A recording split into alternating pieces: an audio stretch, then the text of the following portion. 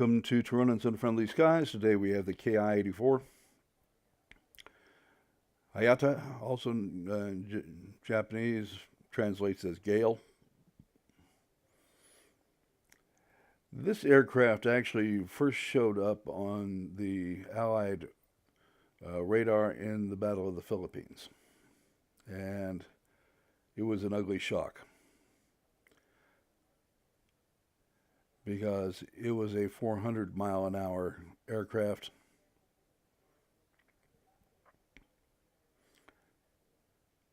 As the Allies first saw it, it came with four 20s.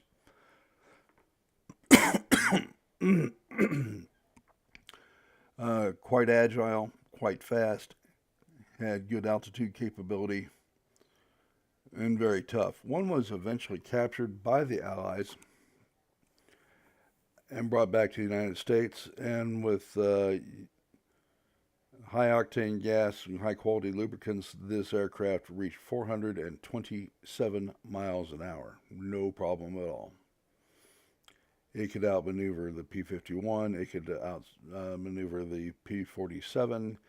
It was one formidable plane. Unfortunately for Japan, it had gone through its pilots by that point, and by early 44, the exceptional Japanese pilot was very hard to find.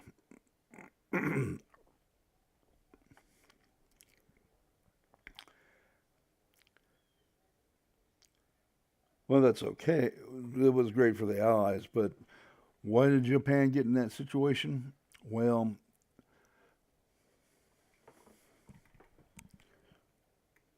that takes a little explaining.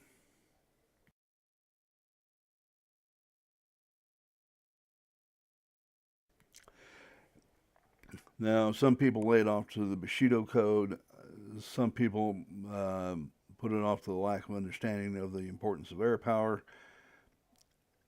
All I can tell you is what the actual effects were, was that Japan was extremely picky about the pilots they picked into their program. Not 1 out of 10 made it. They had some of the finest pilots in the world, widely acknowledged by every historian I've ever read. They expended them like water and made no special attempt whatsoever to recover their pilots. Now, that almost defies common sense. The Allies would go to great lengths to get their pilots back. The Germans would go to great lengths and expense to get their pilots back.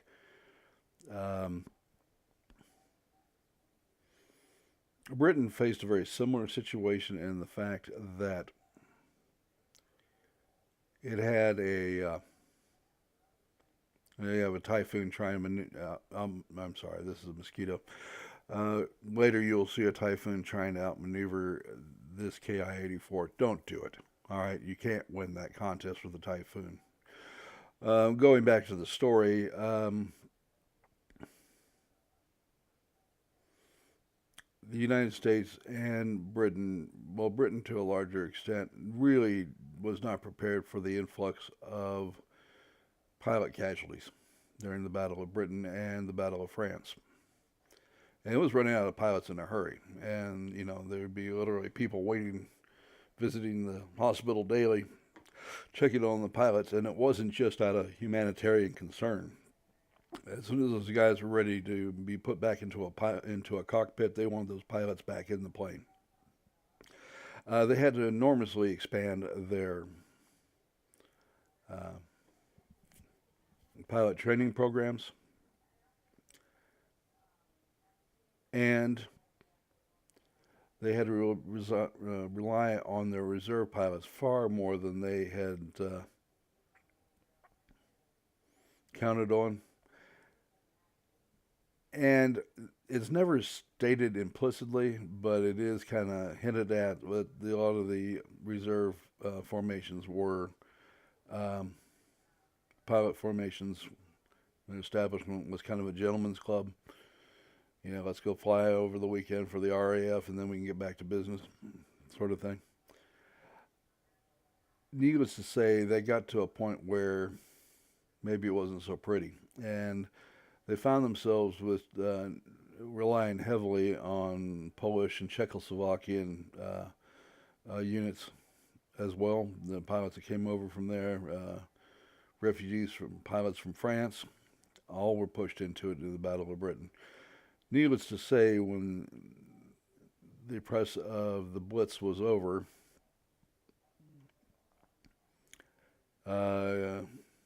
Great Britain had seen the light, to say the least. They needed pilots. They knew they needed pilots. They established a massive program. It was very successful. You never heard about pilot shortages or people not being trained well enough. They had taken care of it. The U.S. was in a different situation. You can't really judge Japan and the U.S. in the same light.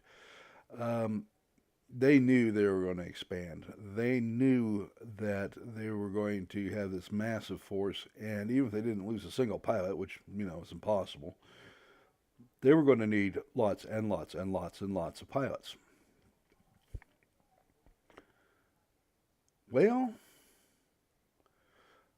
so if I have a video way back from the Addison airport. It was back last summer that I went through, and you see where I've taken pictures of the various pilot planes out there. And they had this kind of really neat program where you had really slow two-seat instructional aircraft, and then you follow up with more advanced aircraft, and then more advanced aircraft, and then you got to very advanced trainers, and marshaled it right on through.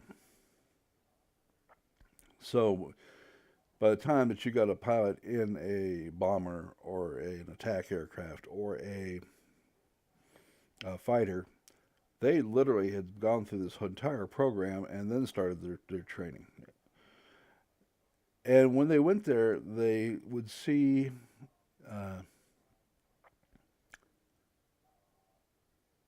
pilots that had actually been in the war that were very successful. A lot of times they would take the aces and they would run them around on a bond tour, and then they would go right back and train other pilots in how to survive.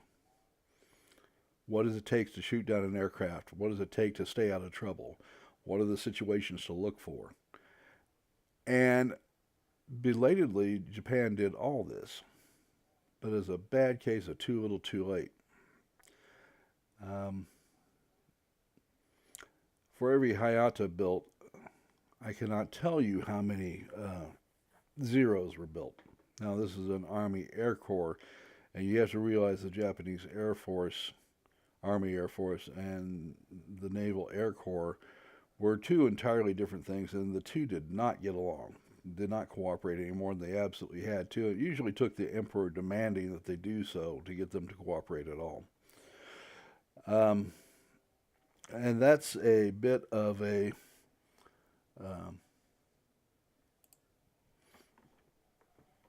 thing to overcome. So you get to a situation where pilots flew until they died, flew so exhausted they were no longer effective, flew no matter what, until rather than transfer them back to air bases and training establishments to start training the next generation of pilots.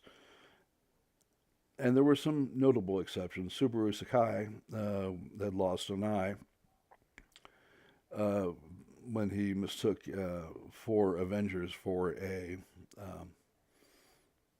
quartet of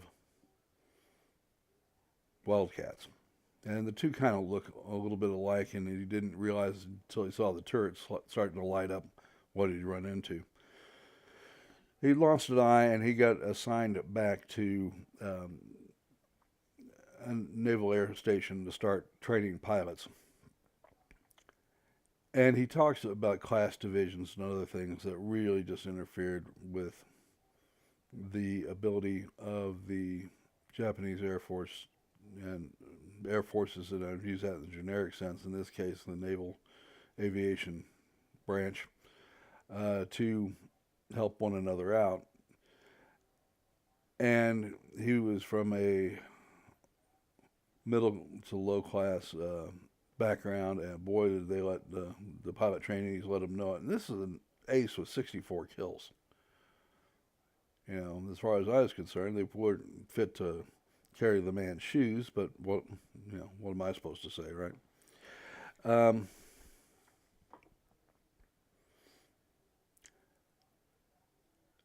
so that explains to a large extent why this aircraft, there were about 3,500 of them produced, where it should have been, you know, the Raiden, the Jack, or far superior fighters. They should have been pushed at all costs.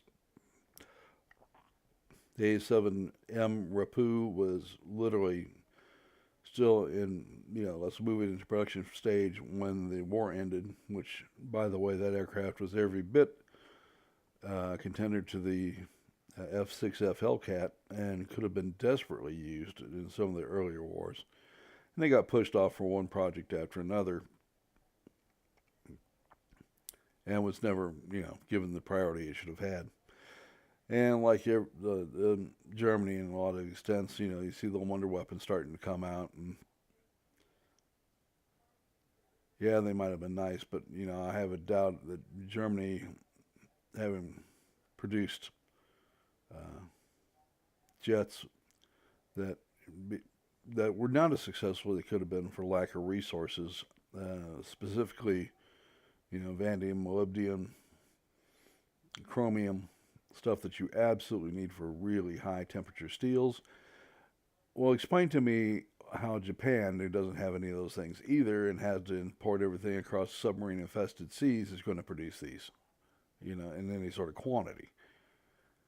It's great. Germany, from the introduction of the 262 to the end of the war,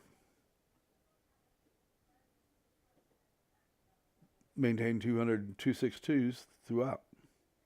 Now, they produced 1,600 of the things, and 1,400 of them sat there for lack of parts.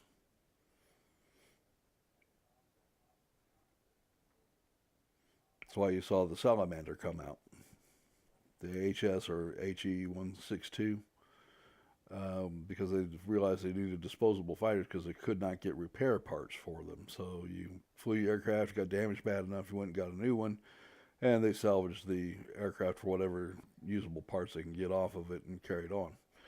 They got to that point. Well, everything because he said about late war Germany could be said with even more emphasis on late war Japan.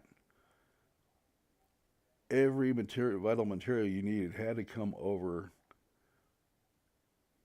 an ocean that was crawling with 170 with 170 American.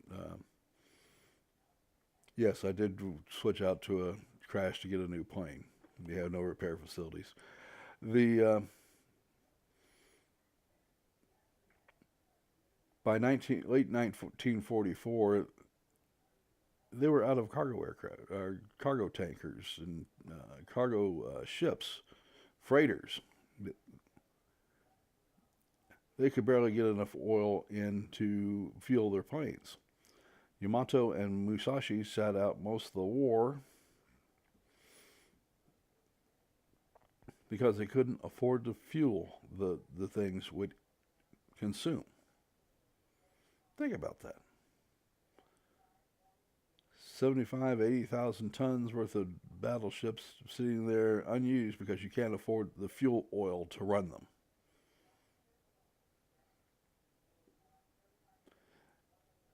And so when I think of the Hayata, it makes me kind of sad for them. I mean, can you imagine you're stuck in it? Because the majority of the pilots were stuck in KI 43s, KI 44s.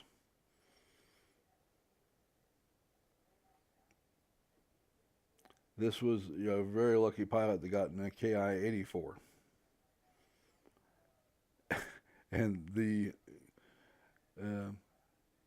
people that actually looked at this plane were just scratching their heads, wondering why they weren't seeing more of them. It was just phenomenal, man. I mean, it was fast as a P-51. It could outturn either a P-51 or a P-47, the two fastest things in the U.S. inventory. I mean, what do you do? Why haven't we seen dozens, hundreds of these things up everywhere? Why are we still seeing zeros?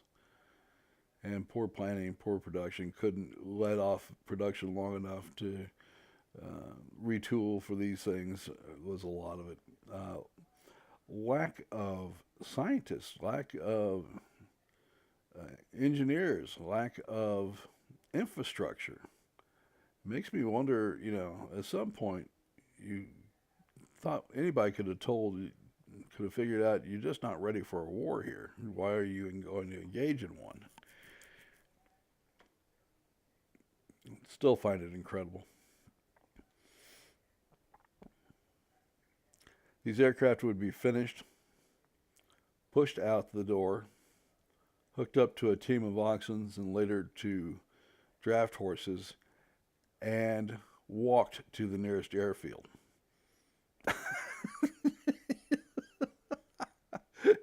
It just, and I'm not making fun of Japan. It's just incredible to me that any country in that kind of position would have gone to war in the first place. And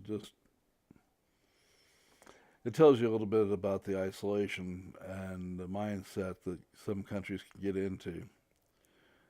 Hitler went to war against Russians because he was told that they could be done in 90 days. They would have just simply wiped out the Red Army and it would all be over in 90 days. More like 6 weeks. Just certain of it.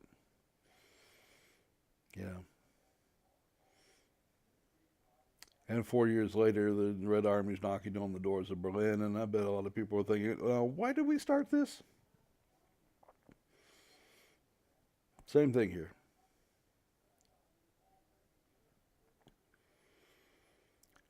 All right, folks, that's going to wrap this up. Hope you enjoyed a little bit about the history and the aircraft here. Please remember to like the video, to subscribe. And if you want to support the channel, you can do so on Patreon. We have a link on the main channel page, upper right-hand corner. Thank you. Have a great day.